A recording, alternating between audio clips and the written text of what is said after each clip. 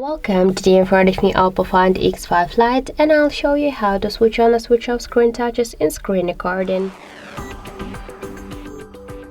So first let's open the settings application, and then we should scroll down to the system settings. After that you'll see here screen recording icon. Just click here once and scroll down to the other section.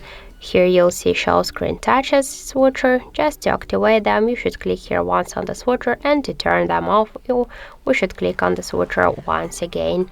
And that's it. Also, we have the second way how we can launch the screen recorder settings. We can make it from the notification panel shortcuts. Here you should find the screen recording icon, hold for a while this icon, and after that you'll see the same screen recorder settings, and you can turn on or turn off screen touches. So that's it.